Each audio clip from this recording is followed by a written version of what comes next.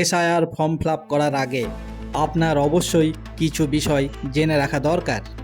SIR form fill up করে বিওলোকে 1 copy জমা দেবেন, 1 কপি রিসিভ করিয়ে নেবেন।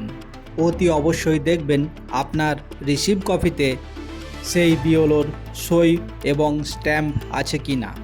এই সাথে রিসিভ কপিতে সেই বিওলোদের নাম, ব্যাচ নম্বর এবং ফোন নম্বর লিখিয়ে নেবেন।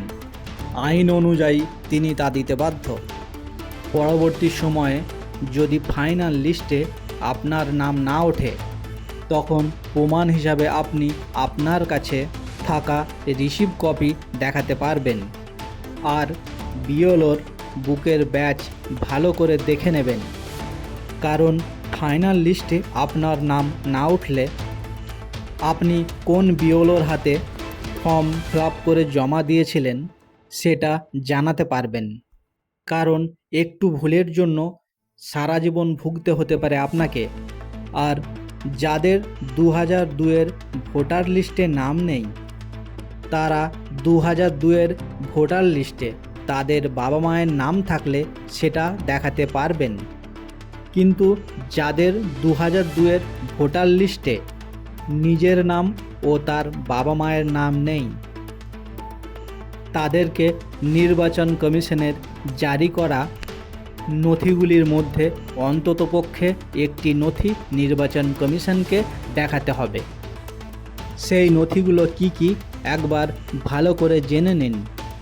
কেন্দ্র বা রাজ্য সরকার কর্মী বা পেনশনভোগীর পরিচয়পত্র অথবা পেনশন অর্ডার, ব্যাংক বা স্থানীয় কর্তৃপক্ষ বা পিএসইউ এর দেওয়া কোনো পরিচয়পত্র, বার্থ সার্টিফিকেট, পাসপোর্ট, মাধ্যমিক বা আরও উচ্চতর কোনো শিক্ষা প্রতিষ্ঠানের সার্টিফিকেট, রাজ্যের দেয়া স্থায়ী বাসিন্দাপত্র, বন অধিকারপত্র, ওবিসি, এসসি, এসটি বা অন্য কোনো জাতিগত শংসাপত্র, জাতীয় নাগরিক প্রবন্ধনপত্র, রাজ্য বা স্থানীয় কর্তৃপক্ষের তৈরি পরিবার নিবন্ধনপত্র, জমি বা বাড়ির দলিল। এই নথিগুলি নির্বাচন কমিশন জারি করেছেন। এই নথিগুলি ভালো করে মনে রাখবেন। মুখ্যমন্ত্রী মমতা বন্দ্যোপাধ্যায় জানিয়েছেন, আমরা আশা রাখব নির্বাচন কমিশন নিরপেক্ষভাবে কাজ করবে। তিনি আরও জানিয়েছেন, কারো ভয় পাওয়ার কিছু নেই। তিনি একজনেরও নাম ভোটার লিস্ট থেকে বাদ হতে দেবেন না। অপরদিকে শুভেন্দু অধিকারী জানিয়েছেন, যারা ভারতীয় তাদের কারো নাম বাদ যাবে না।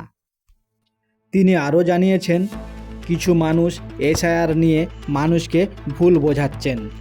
প্রধানমন্ত্রী নরেন্দ্র মোদী জানিয়েছেন, এসআইআর ভারতের কল্যাণ ও উন্নতি বয়ে আনবে। নির্বাচন কমিশনার গণেশ কুমার জানিয়েছেন, আমরা নজর রাখছি এসআইআর প্রক্রিয়াতে কোনো রকম ভুল ত্রুটি যেন না হয়। তিনি জানিয়েছেন, মানুষের এসআইআর নিয়ে আতঙ্কিত হওয়ার কোনো কারণ নেই। পশ্চিমবাংলার সরকারও নজর রাখছে এসআইআর প্রক্রিয়াতে কোনো রকম ভেদাভেদ যেন না হয়। মুখ্যমন্ত্রী মমতা বন্দ্যোপাধ্যায় জানিয়েছেন, এসআইআর নিয়ে তার দলের কোনো ভয় নেই। তারা মানুষের ভোটে জিতেছেন, আবারও তারা মানুষের ভোটেই জিতে আসবেন। আসন্ন 2026-এর বিধানসভা নির্বাচনে টিএমসি আরও বড় মার্জিনে জিতবেন বলে মমতা ব্যানার্জি দাবি করেছেন। এসআইআর নিয়ে সমস্ত রকমের চক্রান্ত ভেস্তে দেবে বাংলার জনগণ, দাবি মমতার। আমাদের এই প্রতিবেদন ভালো লাগলে জয়েন করুন ভাইব নিউজ 24। ধন্যবাদ।